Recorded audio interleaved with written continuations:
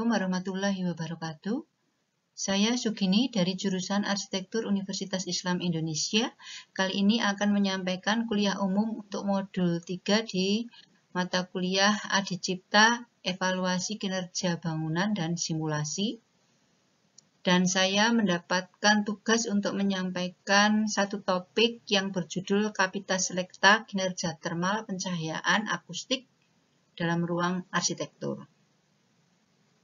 Sifat yang saya sampaikan nanti materinya lebih kepada Kapita Selecta dan mungkin pendalamannya silahkan kembali dibuka materi-materi yang sudah teman-teman semua pernah belajar di sana.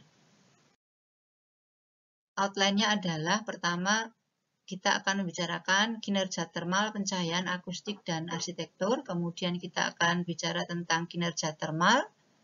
Kita bicara kinerja pencahayaan dan kinerja akustik, kemudian ditutup dengan kesimpulan. Dan untuk lebih dalamnya nanti silakan teman-teman mempelajari lebih luas pada materi-materi yang lain.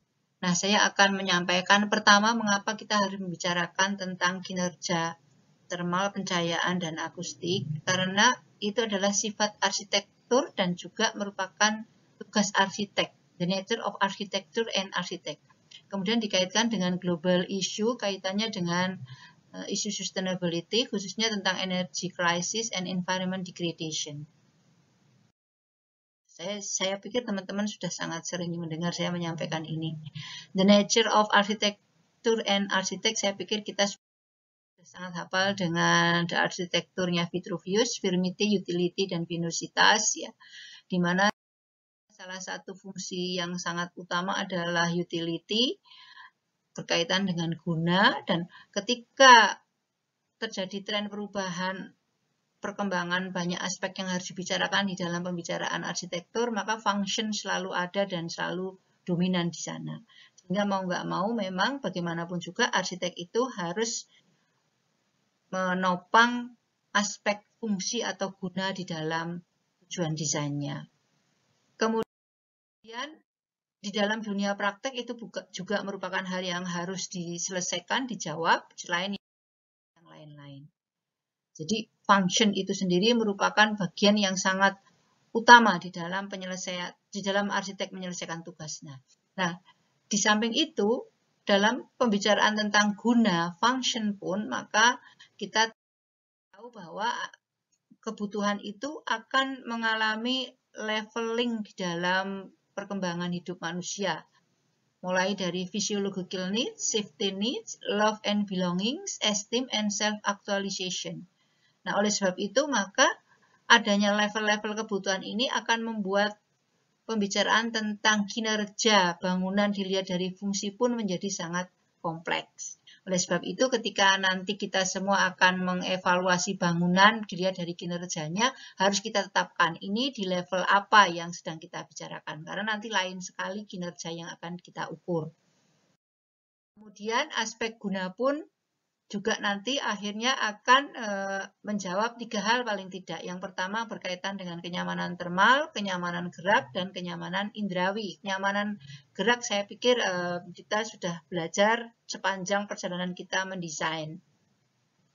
Kenyamanan termal itu adalah bagian yang sangat penting. Kemudian kenyamanan indrawi berarti berkaitan dengan paling tidak indera pendengaran dan indera penglihatan, sehingga akan bicara tentang pencahayaan dan akustik. Oleh sebab itu, membicarakan tentang kinerja termal, pencahayaan, dan akustik adalah hal yang sangat fundamental dan sangat penting untuk dibicarakan. Nah, dengan kaitannya sustainability juga kita bisa lihat isu consumption for building itu juga sudah kita sama-sama sering lihat. Slide ini Anda sering lihat bahwa ada isunya ozone depletion, ada isu gas rumah kaca dan selainnya yang disebabkan oleh intensitas kegiatan peradaban manusia. Dan kalau kita lihat ternyata yang warna orange itu ternyata building yang dominan. Sehingga kita bertanggung jawab di sana bagaimana mencapai kinerja 3 hal tadi namun tetap melindungi bumi. Dan kalau kita lihat lagi, maka untuk mencapai kenyamanan itu, entah itu akustik, termal, dan pencahayaan, maka kita lihat kita akan selalu berhadapan di sisi lain bagaimana mengendalikan energi untuk kepentingan operasional bangunan. Oleh sebab itu, membicarakan 3 hal ini menjadi sangat penting. Sekarang saya masuk pada kinerja termal. Kalau kita membicarakan kinerja termal, sebenarnya teman-teman semua tidak hanya berbicara tentang comfort, tapi thermal arousal dan thermal health.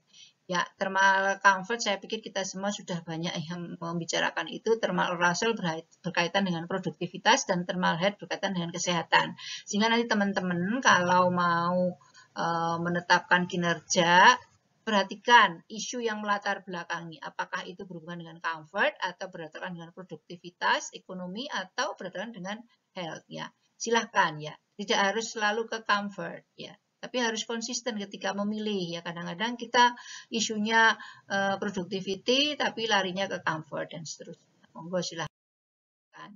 Kemudian kalau kita membicara thermal comfort, thermal arousal ya memang bagusnya ya mencari standar yang bisa interaksi antara 3 hal itu, namun sangat sulit. Oleh sebab itu, silakan saja ketika kita akan mengevaluasi, tetapkan mana yang akan dipilih sebagai batasan penelitian.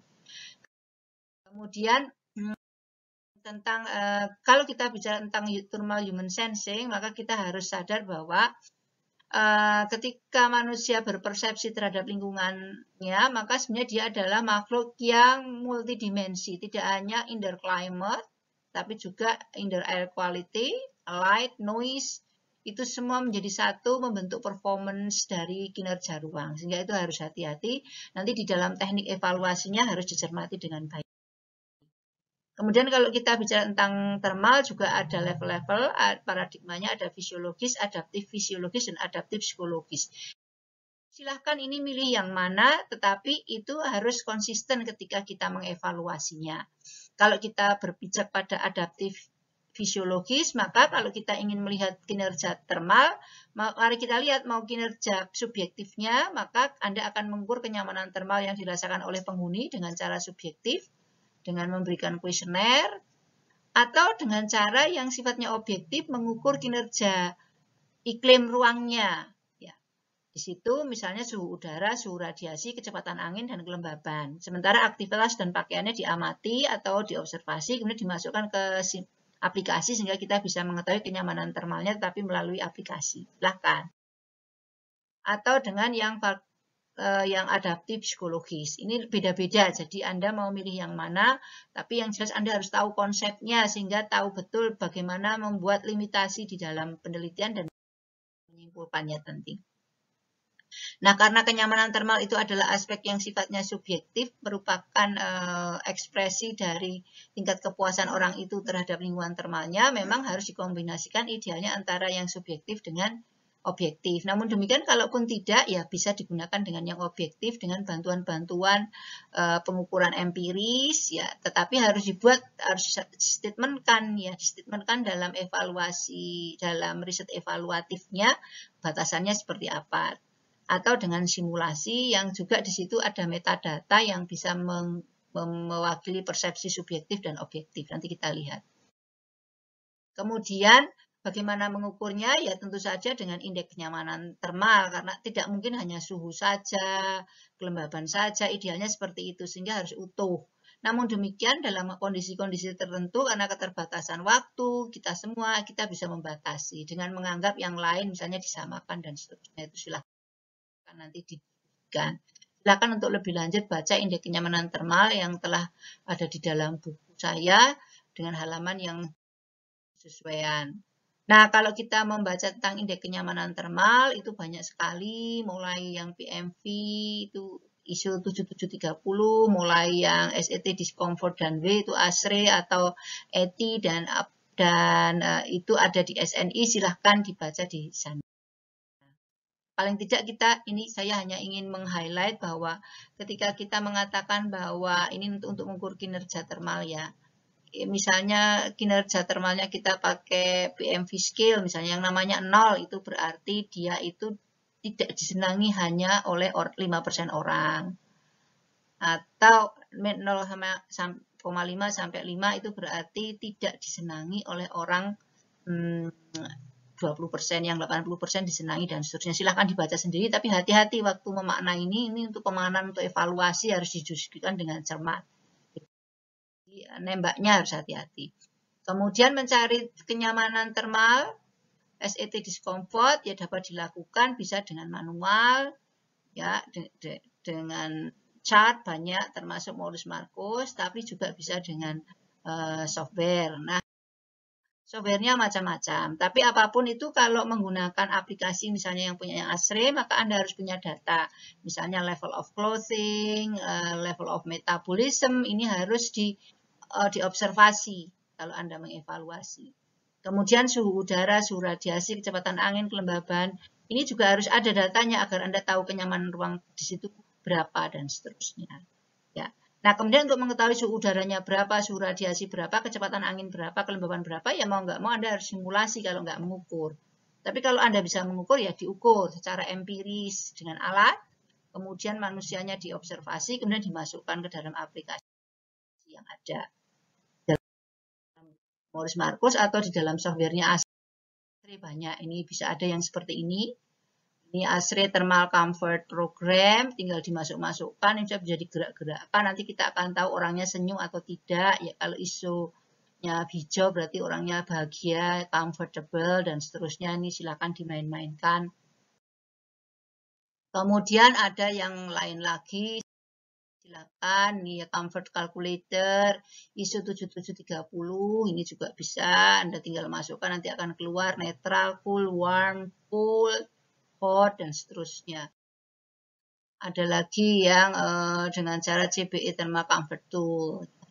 Tapi ini data ini harus diukur secara real, air speed-nya berapa, humidity-nya berapa, dimasukkan, baru kita bisa men-statementan nyaman thermal atau tidak. Kalau kita nggak pakai questionnaire, maka kita ukur secara empiri, diobservasi, masukkan ke sini, maka kemudian kita akan men-state bahwa ini nyaman thermal atau tidak. Karena kita tidak bisa mengatakan ruang itu nyaman kalau suhunya sekian nyaman, tidak bisa mestinya, harus pakai indeks. Ya. Oke. Nah, sekarang saya masuk ke kinerja pencahayaan. Nah, kalau kita bicara kinerja pencahayaan, sebenarnya harus dipastikan dulu tujuan Anda mengevaluasi itu apa. Karena pencahayaan di dalam arsitektur dia bisa menjadi bagian yang dimanfaatkan sebagai alat untuk mengekspresikan form ya, atau menunjukkan tekstur atau bagian dari estetika fasad atau yang lain-lain. Nah, kalau kita bicara kinerja, pada umumnya larinya selalu ke komoditi utility yang sifatnya ketas. Ya. Ya, makanya ditetapkan dulu yang mana yang mau ditembak. Ya, ini yang produktivitas, ini yang untuk performance kinerja yang sangat serius, atau hanya sebagai observasi saja untuk bisa orang lewat dan seterusnya. Itu ditetapkan dulu isunya seperti apa. Jika kalau mengevaluasi bangunan, itu harus tahu dulu tujuan mengevaluasi sehingga kita bisa menentukan variabel, parameter, dan indikatornya. Nah, ini harus beda-beda, bahkan ketika misalnya kita pakai ruang luar, ya harus kita tahu sebenarnya kita mengevaluasi ruang luar untuk apa. Misalnya untuk keselamatan, security, dan seterusnya, apa yang harus dilihat itu juga harus jelas indikatornya. Nah, kalau kita bicara pencahayaan dalam arsitektur pun itu sama ya. Ada dimensinya, layernya macam-macam. Ada yang basic need, psychological need, atau self-fulfillment needs. Silahkan ini ditetapkan isunya yang mana, apakah task performance atau mood and atmosphere, visual comfort, aesthetics, healthy, safety, and well-being, atau social communication. Ini tujuannya apa? Ini tergantung dari tujuan bangunan ya. Tentu saja kalau kita mengevaluasi bangunan, kalau untuk kepentingan adaptive reuse memang boleh sih agak geser ya. Misalnya agak geser bangunannya dulunya begini, tapi sekarang tujuannya lain, iya. Tapi kalau untuk kepentingan semata-mata evaluasi purnahuni, maka harusnya dikembalikan kepada tujuan desain. Saya hanya memastikan ya. Kemudian kalau kita bicara lighting quality, aspeknya banyak. Ada yang aspek human need-nya, ada yang arsitektur, economic, and the environment. Anda mau di aspek yang mana? Mau yang bicara human need atau arsitektur atau economic and the environment. Nanti variabelnya, parameternya akan berbeda-beda. Tidak akan saya detail ya, ini satu sendiri. Kemudian faktor yang menentukan kenyamanan penglihatan itu juga Anda harus tahu. Ini kaitannya dengan task, ya. Sehingga Anda tahu variabel dependennya apa, variabel independennya apa, variabel kontrolnya apa untuk mengevaluasi. Paling tidak ada 3, task, kondisi penerangan, dan kondisi penglihatan. Nah, tentu saja kalau kita ingin melihat kinerja bangunan, ya tentu saja yang ditembak kondisi penerangan, sedangkan task dan kondisi penglihatannya harus dijadikan variabel kontrol. Nah, seperti itu. Mari kita lihat task itu apa. Task itu adalah ada 2 faktor utama dan faktor sekunder. Nah, faktor utama itu apa? Ada ukuran, luminance atau brightness, kontras, exposure time yang diberikan atau dibutuhkan. Kemudian ada faktor sekunder itu tipe objek yang berkenaan dengan mental yang dibutuhkan, tingkat akurasi yang dibutuhkan, tasnya diam atau bergerak, periferal, dan seterusnya. Ini kalau menjelaskan satu seminggu sendiri, sehingga saya ingat-ingatlah dulu pelajaran di pencahayaan sudah saya berikan, ya, seperti itu. Jadi ini ya di setting dulu, ya, kalau kita mau mengevaluasi. Kita lihat beban apa yang diberikan kepada user terhadap pekerjaan melihatnya, ya, ukuran seberapa, ya, tentu saja lain ukuran yang besar sama yang kecil, ya, seterusnya. Kemudian brightness-nya seperti apa, ya? Apakah brightness-nya itu membuat kita nyaman atau justru kita sering mengernyit, ya? Kemudian kontras, apakah cukup, ya, komposisi yang dilihat, yang dibebankan, kontrasnya cukup sehingga kita bisa membaca, atau justru kita tidak bisa membaca karena kontrasnya tidak cukup, sehingga mungkin saja walaupun kuat penerangannya bagus, karena tasnya itu berat, ya, jadi susah. Ini juga ini kontras, ya. Termasuk juga di ruang luar, ya. Kalau kita ingin melihat kontras di ruang luar, ya, itu termasuk beban penglihatan, ya. Seperti itu. Saya tidak akan detail di sini karena ini ada satu pembicaraan khusus di sini. Kondisi pencahayaan yang kedua, faktor utama. Nah, ini yang menjadi kinerja yang harus dievaluasi. Yang pertama adalah tingkat iluminasi. Tingkat iluminasi saya pikir Anda tahu, kuat penerangan. Simbolnya E. Satuannya apa? Bisa lux atau foot candle. Kemudian disability glare dan discomfort glare. Apa itu? Silahkan dikulik lagi. Kemudian faktor sekundernya adalah rasio luminance, polar brightness, dan chromaticity. Masing-masing dikulik silahkan, tetapi saya hanya meng-highlight di sini. Kalau Anda ingin mengevaluasi, tentukan dulu yang mana dan mengapa itu dipilih, ya. Kemudian mengukurnya bagaimana dan seterusnya. Glare ini, ya, ada discomfort glare, ada yang disability glare. Akan saya jelaskan. Kemudian ada glare, ada yang direct dan indirect. Silakan dibaca lagi, ya, seperti itu. Kemudian yang selanjutnya beberapa hal, kontras, rasio luminance, ini Anda bisa lihat. Kadang-kadang ada suatu komposisi desain yang membuat pilihan penerangan yang membuat tidak nyaman. Ada sesuatu yang gelap, kemudian kontras, sehingga Anda memberi lampu-lampu kecil untuk melembutkan dan seterusnya. Nah, ini silahkan. Kemudian pengamat, jelas, ya, faktor utama dan faktor sekunder. Faktor utama kondisi mata, tingkat adaptasi, kelelahan, dan seterusnya. Faktor sekunder, ya, impresi subjektif, reaksi psikologis, dan seterusnya. Nah, faktor utama dan faktor sekunder pengamat ini kalau Anda ingin mengevaluasi, kalau Anda sifatnya mau yang nanti menilai berdasarkan kebenaran subjektif, ya harus disamakan, ya, toh.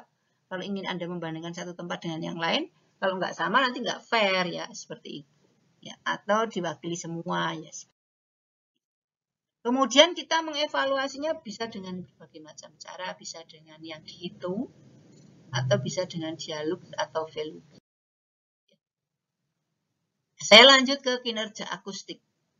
Kinerja akustik itu, kalau kita bicara akustik, sebenarnya kita membicarakan 3 hal, yaitu sumber, kemudian jejak suara, dan audiens. Maka fokusnya di situ.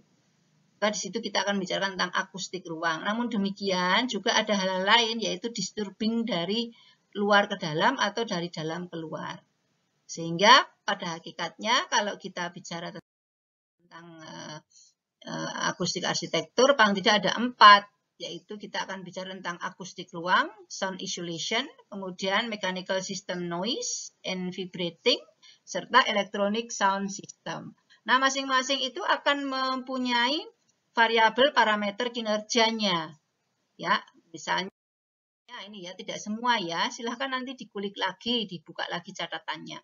Kalau kita bicara tentang parameter kinerja akustik ruang, maka paling tidak ada dua hal, tingkat bising latar belakang, dan yang kedua adalah respon impuls ruang.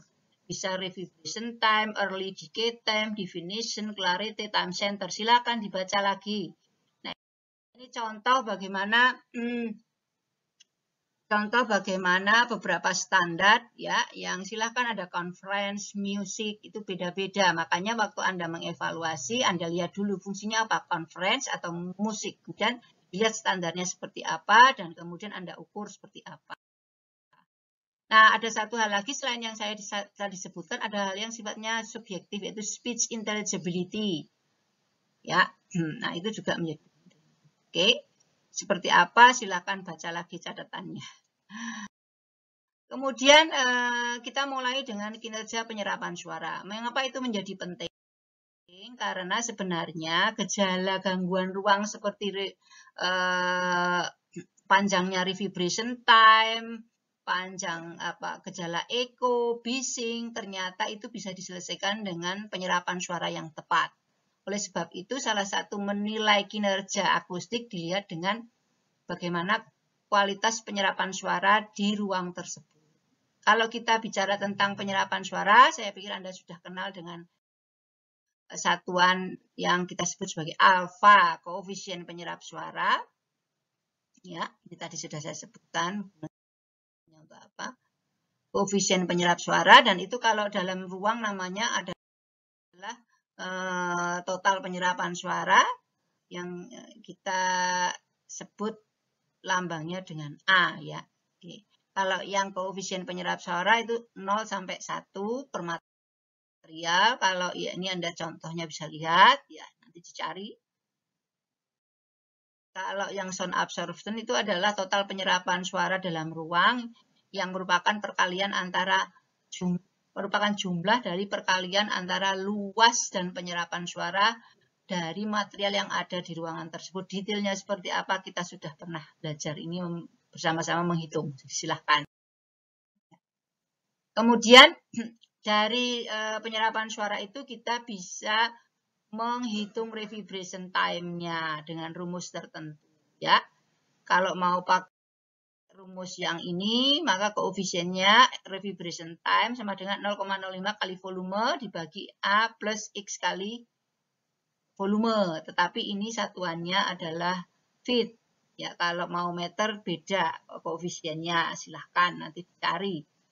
Maaf saya agak cepat ya, karena apa yang disajikan harus banyak, tapi waktunya tidak baik kalau terlalu lama ya, begitu. Karena ini adalah sifatnya kapita selecta, silahkan nanti dikulik lagi. Nah, kemudian dalam kondisi ruang yang sempit, maka bisa dihilangkan pengaruh udara. Nah, sehingga rumusnya menjadi revibration time sama 0,05 kali volume dibagi A. Ya, seperti itu. Nah, ini adalah berdasarkan mencari revibration time berdasarkan perhitungan matematis, tapi bisa juga dengan simulasi. Ini contoh waktu saya mengerjakan proyek Ulil Albab, dilakukan simulasi ekotek, ya, dibantu dengan salah satu teman, ya, teman dosen, ya. Nah, Anda bisa lihat ini hasilnya dengan ekotek, ya. Ini ada yang merah itu echo, ada yang border, ada useful, ada yang reverb, dan seterusnya. Sehingga dari ini kita tahu mana sih bidang-bidang yang menimbulkan echo, dan seterusnya. Dari evaluasi ini kita kemudian bisa mengusulkan apa yang harus kita perbaiki di. Nah, selanjutnya adalah isolasi suara. Isolasi suara tadi kan ada ya, sudah akustik ruang, di dalamnya ada penyerapan suara, isolasi suara yang kedua. Isolasi suara ini tujuannya adalah diusahakan agar suara tidak tertransmisikan ke bagian luar atau sebaliknya. Bagaimana cara mengukurnya? Bisa dilakukan dengan mengukur secara empiris antara ruang yang akan kita uji dengan ruang yang sebelahnya. Ruang yang kita uji, kita ukur, yang di sebelahnya bersamaan kita ukur. Kita beri stimulus sumber suara, kemudian kita ukur dan kita kurangkan. Maka itu disebut dengan transmission loss yang dilakukan dengan menguji berapa tekanan suara yang berkurang akibat dari ruang kita. Tentu saja ada persyaratan-persyaratan yang validitas yang sangat ketat kalau kita ingin meneliti dengan baik. Tetapi sebagai exercise, ya asal Anda yakin tekanan suara yang digunakan sebagai stimulus cukup dominan, itu bisa terlihat. Nah, kemudian bisa dihitung secara matematis kalau Anda sudah punya karakteristik transmisi dari material dengan rumus TL sama dengan 10 log seperti. Ya. Nah, itu adalah transmission loss. Kemudian yang lainnya adalah kaitannya dengan bagaimana kita menyelesaikan gangguan getaran mechanical electrical. Ya, karena ada 4 kan tadi, ini yang ketiga. Nah, caranya gimana? Bagaimana kita yakin bahwa peralatan dan ducting yang ada di bangunan kita tidak memberikan gangguan. Caranya kita yakin bahwa getaran mechanical baik melalui airborne sound dan structure-borne sound itu tidak menimbulkan gangguan. Ukurnya bagaimana? Saya pikir Anda semua masih ingat, yaitu transmissibilitas. Transmissibilitas itu apa? Perbandingan antara kekuatan dari alat dibandingkan dengan kekuatan yang ditransformasikan, dan ini dapat diukur dengan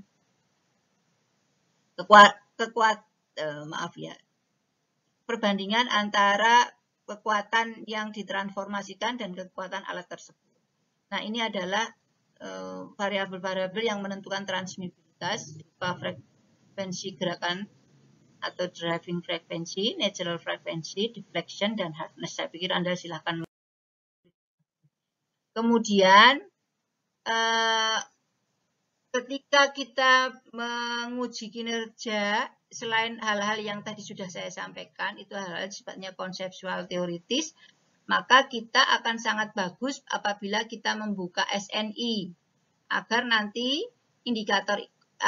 parameter indikator-indikatornya itu aplikatif dan itu betul-betul dipraktekkan di lapangan. Silakan Anda buka SNI ya, SNI yang berkaitan dengan sistem ventilasi dan pengkondisian udara pada bangunan. Ini mungkin Anda sudah mendapatkan peraturan yang lebih baru, silahkan, yaitu nomornya ada di situ. Ada SNI yang berkaitan dengan tata cara perancangan sistem pencahayaan alami pada bangunan. Nah, ada juga yang pencahayaan buatan. Nah, di dalam pencahayaan buatan nanti ada standar yang berhubungan dengan pengendalian watt per meter perseginya untuk kepentingan pertimbangan penghematan energi. Kemudian ada juga standar nasional spesifikasi tingkat bunyi dan waktu dengung dalam bangunan, ya, gedung dan perumahan. Itu juga bisa digunakan ya sebagai alat ukur. Kemudian untuk kepentingan penghematan sustainability ada SNI tentang konservasi selubung bangunan pada bangunan gedung, ini tentang OTTV. Nah, ini saya pikir parameter-parameter yang di sana sudah ada cara mengukurnya dan kemudian indikatornya yang mungkin sangat membuat Anda sangat praktis untuk menetapkan cara mengevaluasi. Oke. Nah, sebagai penutup, maka saya sampaikan bahwa untuk kepentingan evaluasi kinerja bangunan dan simulasi ini, maka resumenya metode mengukur kinerja ruang dan bangunan itu Anda harus tetapkan dulu. Mau apa? Kebenaran empiris atau kebenaran logik? Nah, kebenaran empiris itu data diambil secara empiris, baik dengan data objektif atau data subjektif, silahkan. Kemudian kebenaran logik objektif itu dapat digunakan dengan perhitungan matematis atau dengan isian metrik atau perhitungan. Misalnya dengan OTTV calculator dan seterusnya. Kemudian kebenaran logik objektif bisa dilakukan juga dengan simulasi. Milih yang mana tentu saja harus distatementkan dan disampaikan batasan-batasannya. Itu saja yang bisa saya sampaikan sebagai pemancing untuk Anda menulis modul ketiga ini. Mudah-mudahan bermanfaat. Kurang lebihnya saya mohon maaf. Beberapa gambar dan sumber yang ada di sini saya ambil dari jurnal, penelitian teman, dan juga sumber-sumber dari berbagai lini media. Maka saya mohon izin untuk semata-mata untuk edukasi. Mudah-mudahan dapat diikhlaskan. Kurang lebihnya saya mohon maaf. Assalamualaikum warahmatullahi wabarakatuh.